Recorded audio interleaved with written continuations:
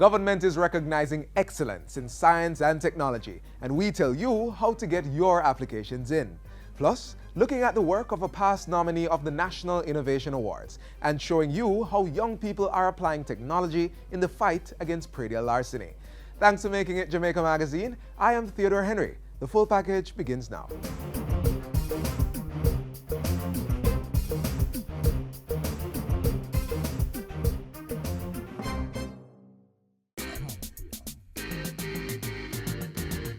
Stand up and get in the race. I can become the master of my destiny. Step up your stride, make we work like a harder. Do it like Veronica, more than a supper. We can rise above the challenges and shine. Was with passion in your heart. Make a plan and stop all the idling. You think I saw? We reach our aging. I can, you can. Like our Olympians, every Jamaican can.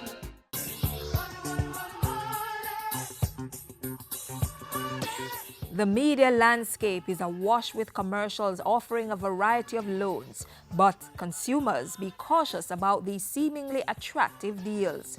Loan companies sometimes practice over-lending to consumers and impose excessive fees and onerous contract terms.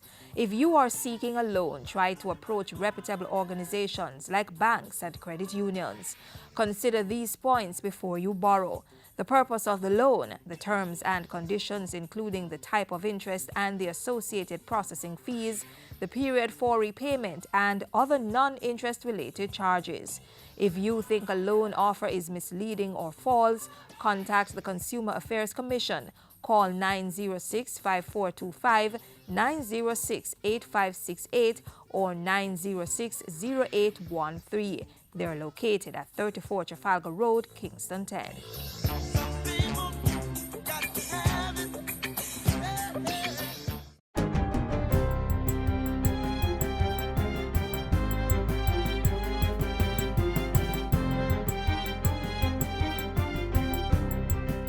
Good day, I'm Tamara McHale, and this is your GIS News for Thursday, September 15. Education Minister Senator Ruel Reid has ordered the Petersfield High School to reinstate a 12-year-old boy who was denied entry due to non-payment of auxiliary fees. Minister Reid, who has denounced the actions of the Westmoreland-based institution, says the school's board will be summoned for further discussions on the matter.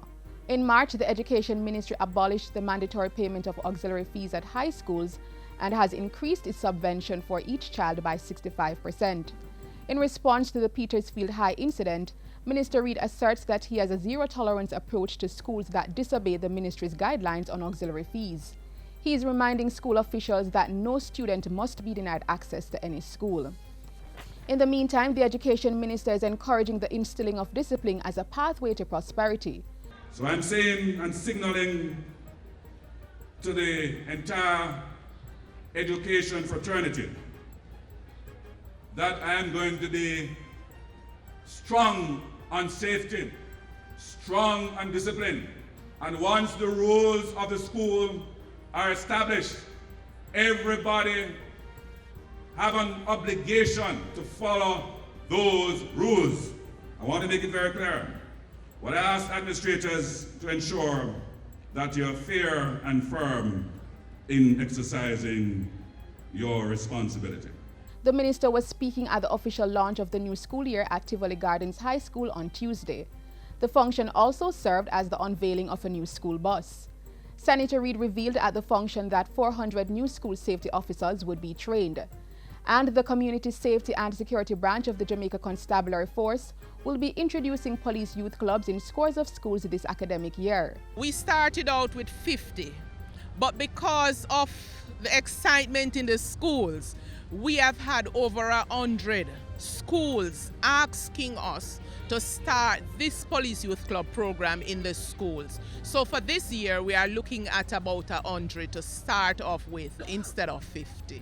178 school resource officers will also be deployed for the 2016-2017 school year. Jamaica's economic growth indicators continue to show positive results. Co-chair of the Economic Program Oversight Committee, Richard Biles, says the country is expected to meet its net international reserves and primary balance targets for the September quarter. So the NIR at the end of August stood at $2.5 billion.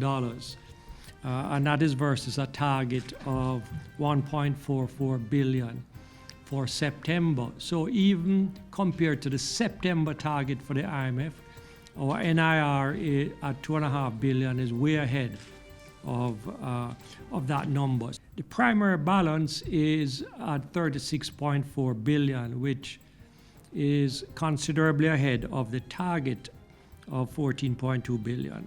He says the results are driven in part by improved tax revenues and government's lower than budgeted expenditure.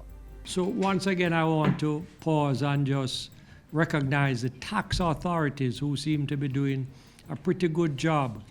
Justice Minister Delroy Chuck is calling on Jamaicans to denounce and ostracize those who choose to get involved in lottery scamming.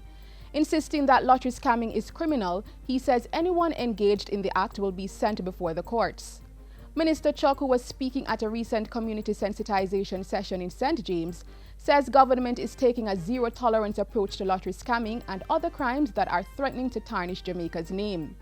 He says government is prepared to extradite scammers who can be connected with their victims in other countries, and sufficient evidence is provided. Sport Minister Olivia Green says her ministry will be focusing on a number of initiatives to ensure that Jamaica continues to unearth, nurture, and promote world-class athletic talent at all levels. She made that assertion Tuesday night at a welcome reception for several members of Jamaica's contingent to the Rio 2016 Olympic Games. The athletes were greeted upon their arrival at the Norman Manley International Airport. There are some athletes who want to see that their work is recognized by us creating a legacy that will be lasting.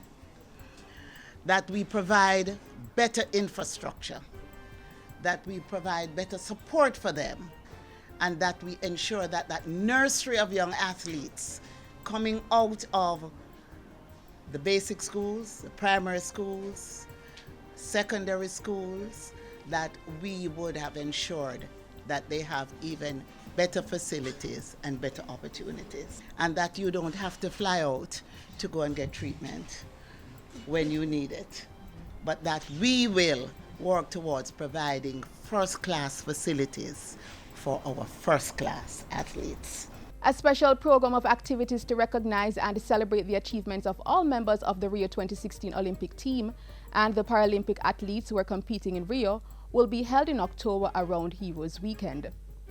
And finally, the application deadline for the Ministry of Science, Energy and Technology's National Innovation Awards has been extended to September 30, 2016. The biennial awards ceremony is scheduled for November 16 and will recognize excellence in technology and innovation and creativity in various areas of science.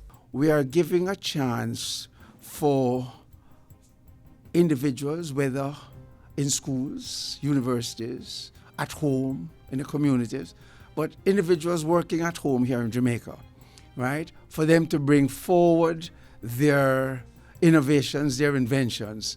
And it doesn't matter what it is. The National Commission on Science and Technology's Director General was addressing a recent JIS think tank session. He said outstanding innovators would have the opportunity to win cash prizes, as well as support from the Ministry of Science, Energy and Technology and other partners to develop their ideas and bring them to a commercial level. Applications for the National Innovation Award should be sent to Mrs. Andrea Carr, Coordinator, Innovation Award Secretariat at the Executive Director's Office of the Scientific Research Council. And that's it for JIS News today. I'm Tamara McHale. Thank you for watching.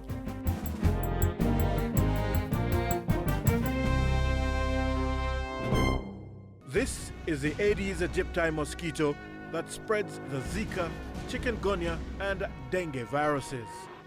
Protect yourself from the bite of this mosquito. A message from the Ministry of Health. Nutritious food, succulent dishes, superior workmanship, and excellent service. Jamaica is on the go. Let's grow what we eat and eat what we grow. Let's harness the indomitable spirit of our most valued resource, our people. Let's support our local businesses. After all, buying Jamaican means building Jamaica. The deadline for sending in your application to the National Innovation Awards has been extended to September 30. The Ministry of Science, Energy and Technology will once again host the event in November to recognize excellence in innovation across various sectors. Let's find out more about the event and the application process.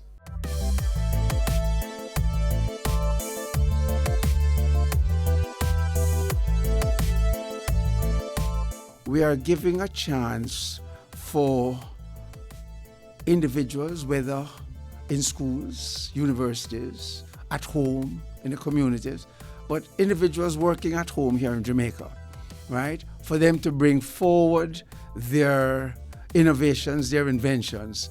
And it doesn't matter what it is. The advertisements are out inviting individuals to bring in. And by the end of this month, we want to be able to assemble all of these submissions, and just to protect the individual, if they have an idea that could be stolen quickly, we're not going to show it out there. Just so, we want to make sure that it has some kind of protection, and that is why we're going through the route of the Intellectual Property Office. We're encouraging all applications to come through the Jamaica Intellectual Property Office.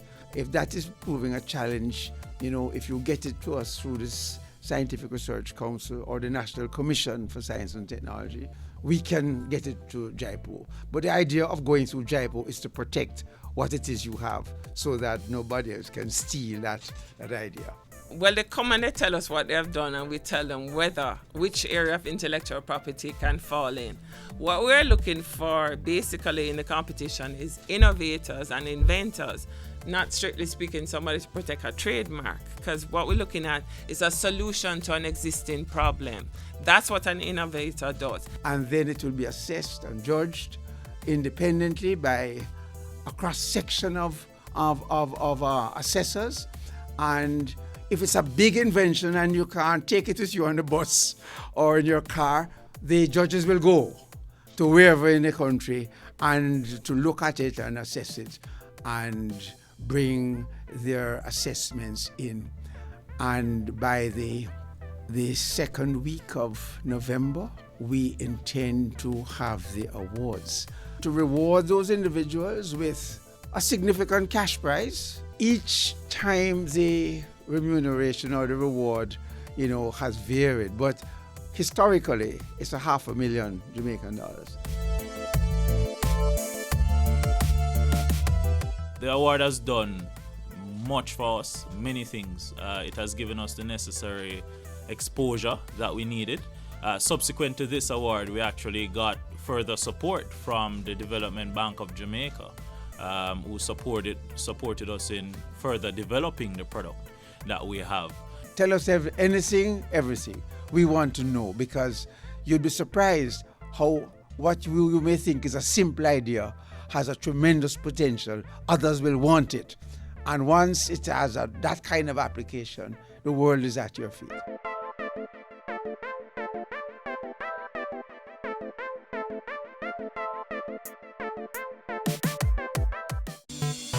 The Ministry of Education, Youth and Information is committed to ensuring that every Jamaican child has the best learning environment to thrive and needs your cooperation to make the education system work successfully. What are the school's voluntary contributions for? Co-curricular and sports activities and school development. What amount are parents to contribute? Your contributions are voluntary and the amount depends on the type of programs being offered by the school. If my child is being denied access to school, can I complain to the ministry? Yes. You can call or visit any of the Ministry of Education, Youth and Information's 6 regional offices or send an email to complaints@moey.gov.jm. What support is there for PATH students? PATH students are not expected to make contributions and are to be provided with 5 days free lunch as of this year. Parents and guardians, do continue to make your voluntary financial contributions to your children's school. The institutions need your assistance for their school development and sporting activities. Remember, every child can learn. Every child must learn. Let's celebrate Jamaica to the world. Fastest man in the world. First Jamaican woman to win gold in Olympic 100-meter sprint. An upcoming global superstar. Mouth-watering meals. And a vibrant set of people.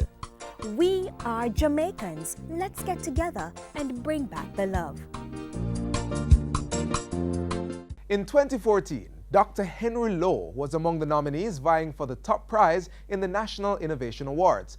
Over the years, he has made several contributions to scientific research, and we now highlight his works.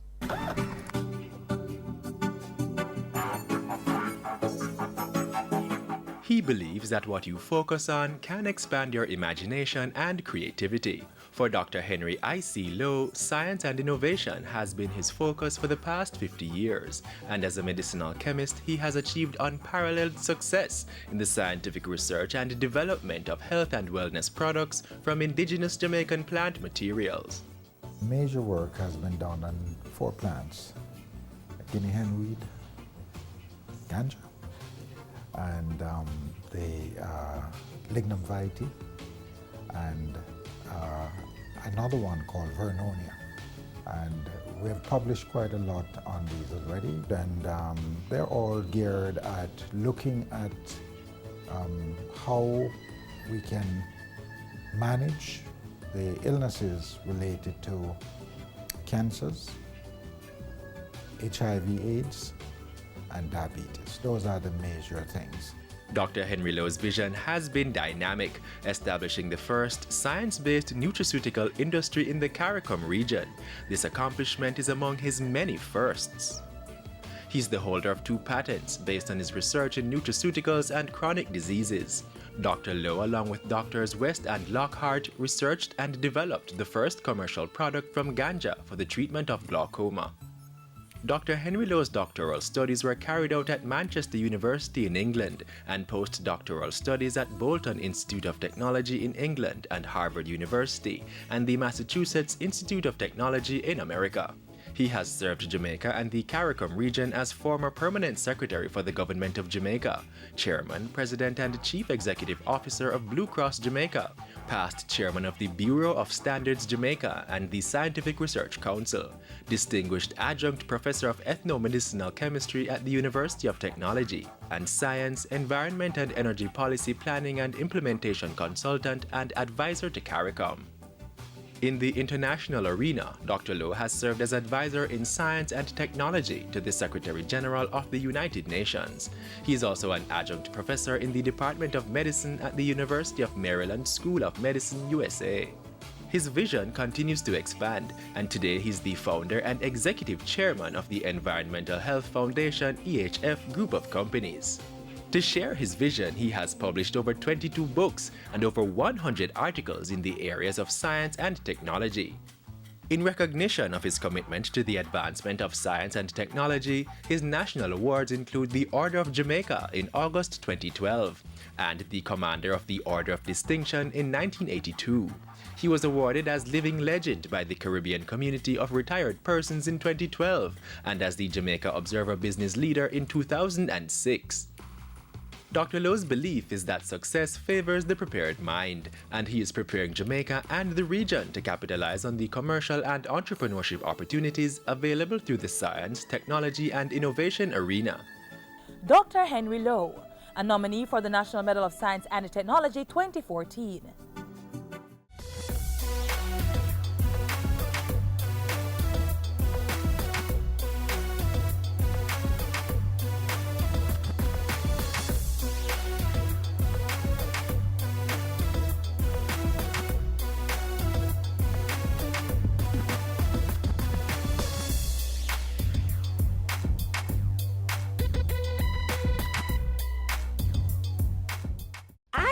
When I didn't like school and Mommy used to have to wake me up.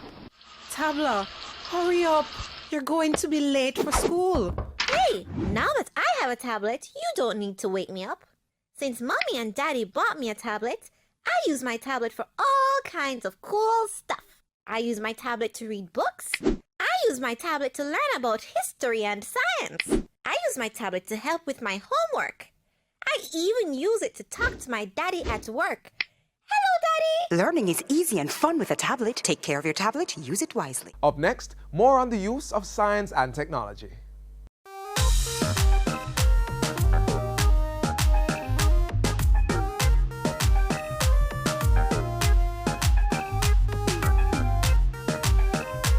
Agriculture, the bread and butter of our farmers, the source of food for the nation. and a sector that contributes to economic growth and job creation for the country. However, despite the importance of this sector, it is being plagued by predial thieves, resulting in billions of dollars in losses each year. If that is not corrected, no matter what we do in this country to encourage agriculture, it will, if not totally fail. So the time has come. And I say to the predial licensing unit, and I say to the security forces generally, the time has come to put an end to this plague on our land. So government has put measures in place to safeguard the livelihood of farmers and protect consumers. The establishment of a predial larceny prevention unit is one such measure that has been helping to decrease produce and livestock theft. Members of the unit have been meeting with farmers and sharing tips on how to protect their farms. But the conversation doesn't stop there. Persons and organizations with vested interest in agriculture are lending their support in the fight to curtail predial larceny. Their technical high school has encountered predial theft, and so its students have come up with a technology-based system to secure farms. This is a system where we have integrated different technologies in order to give us one system. So we have integrated laser beams, light and sound and visual. So here, the laser beams will surround the circumference of your farm. So anywhere on the farm you break, a laser beam will come on. And once that laser beam comes on, the thief won't know about the laser beam, it's only the farmer. So that will more give you security on your farm. Using the same laser system, the students have also designed a portable security system called a handy box that farmers can set up anywhere on their farms. The farmer must place the laser box at any section of the field, and the receiver box should face it at the opposite end. If a thief should pass through these two units, a signal is given. This is an example of the handy box. So this is a box containing the laser, and this is the box with the receiver. So once you break the laser beam, it gives you sound and also light. And the visual is 360 degrees on your farm. Justin tells us some of the things that are needed to set up the security system on your farm. You'd need your camera, and we'd use IP cameras on the farm that give us wireless signal, and also we need our lasers. And based on the size of your farm and the range of you'd buy that amount of lasers, and you'd also need lights and an amplifier to amplify your sound.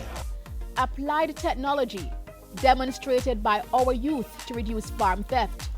They are making themselves part of the solution to a long-standing problem that's affecting the agriculture sector. I know as a fact that the young generation is determined to make a success of their country. We in Jamaica are in good hands.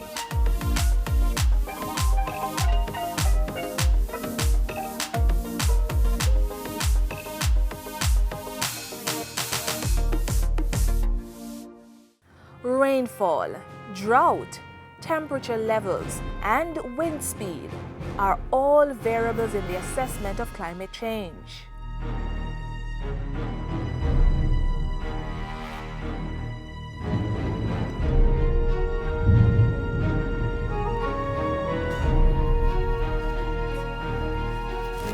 We've been hearing about climate change for quite some time, but what does it really mean?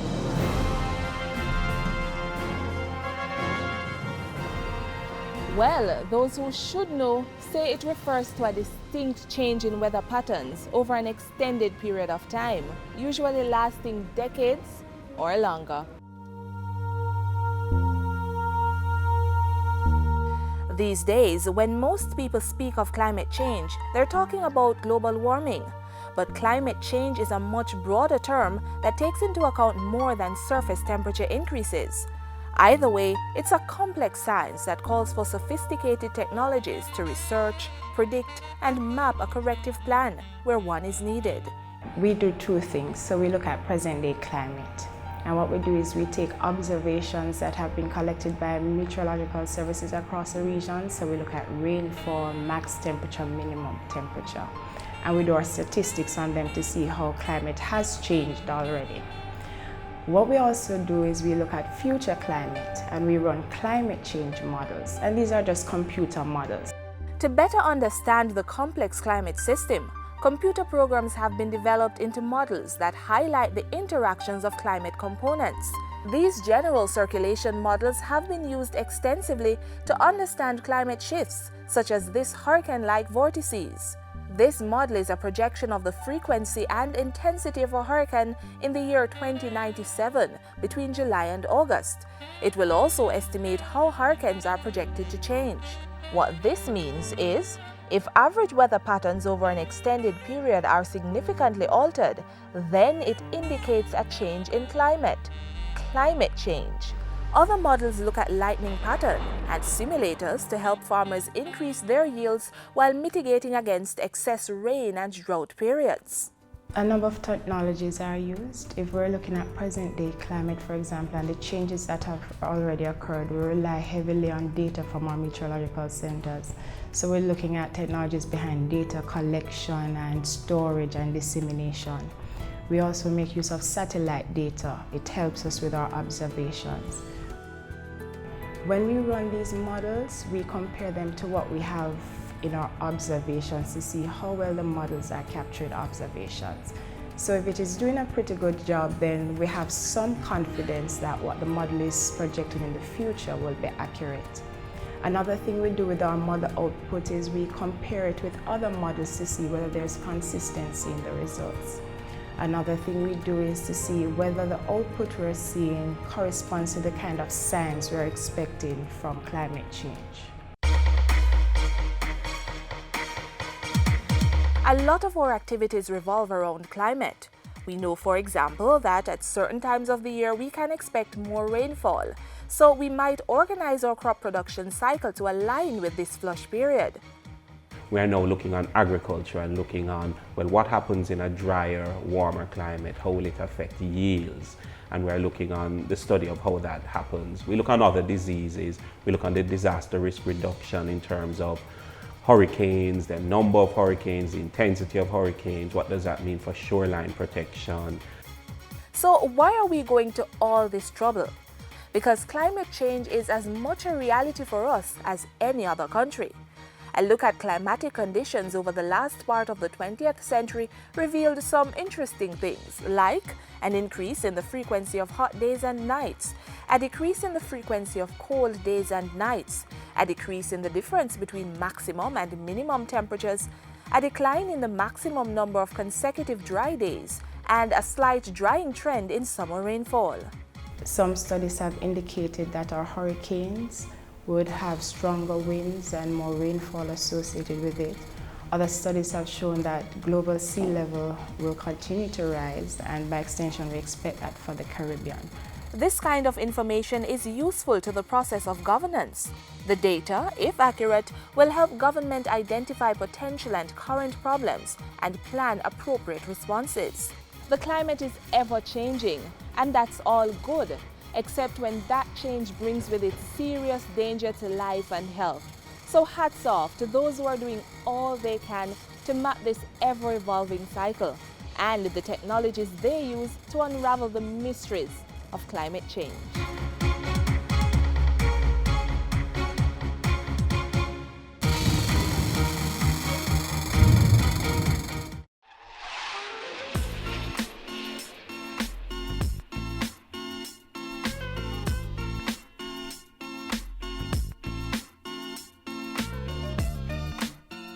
That's how we close the pages of Jamaica Magazine for today. But don't worry, another edition will be out tomorrow. Until then, just connect to our website, jis.gov.jm. And while you're online, send your feedback to Jamaica Magazine at jis.gov.jm or tweet at JISnews. On behalf of the production crew, I am Theodore Henry. Walk good.